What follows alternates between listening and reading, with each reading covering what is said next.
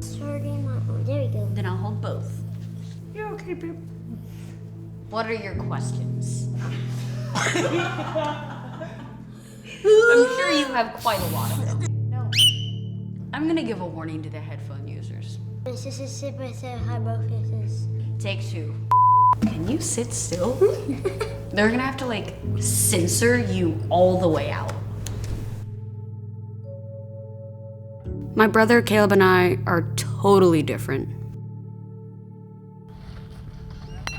But the one thing we have in common is that we're both patients at Children's Health, living with cystic fibrosis. You've probably heard of cystic fibrosis, or CF as we like to call it, but don't know what it is or what it's like to live with this disease every day. Every single thing that they eat, they have to take an enzyme because their pancreas doesn't secrete one to digest food. Their body doesn't retain any salt, so when they get hot, everything they touch, they're just passing salt out of their body. Currently, there's no cure for CF, and my brother and I spend hours each day doing breathing treatments and taking dozens of pills. Whenever we would plan things, we never planned more than a year in advance because we just never knew how much time we would have. And so planning for things that were bigger, things that were far off in the future just seemed really scary to us. It was made pretty clear that most kids die very, very young in elementary school sometimes. When I was 5, my parents had 2 choices. Begin planning for life without me, which they couldn't imagine, or get a second and third opinion. So we moved from Mississippi to Texas, just so my brother and I could be cared for at Children's Health. When Caleb was born and diagnosed with CF, things got even busier around here.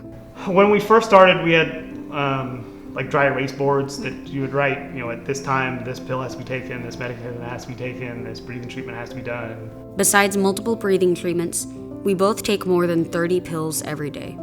But it's nice to have someone who understands what I'm going through, even if we spend most of our time fighting like typical brothers. You see this? It's going to become your worst nightmare. There are new medications on the market. They're called CFTR modulators. They sort of halt the progression of the disease. They haven't been coming into the hospital as frequently as they have in the past. So that has been life-changing. Children's it's just different. They really care about our kids, and they do a lot that is not in the realm of just taking care of my kids and making sure that they're healthy. They make sure that they're happy and that it's more than just healthcare. Not to mention playing unlimited Mario Kart and gaining celebrity status with photo shoots. I'm not getting paid enough for this. And creating our own shows broadcast on the Red Balloon Network to other patients' rooms. But our CF journey is not near over. It's a lifetime. A lifetime that experts now say will take us into our 40s. But Caleb and I still have a long road ahead of us.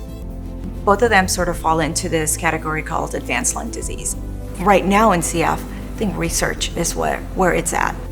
There's not a cure, so we need research studies. We need funding for those studies. We started out thinking that our son wasn't ever going to graduate high school, and now he has the possibility to live to 30 or 40. He can live a full life. He can have his own kids. He can have a career. He can go to college. He can do anything he wants.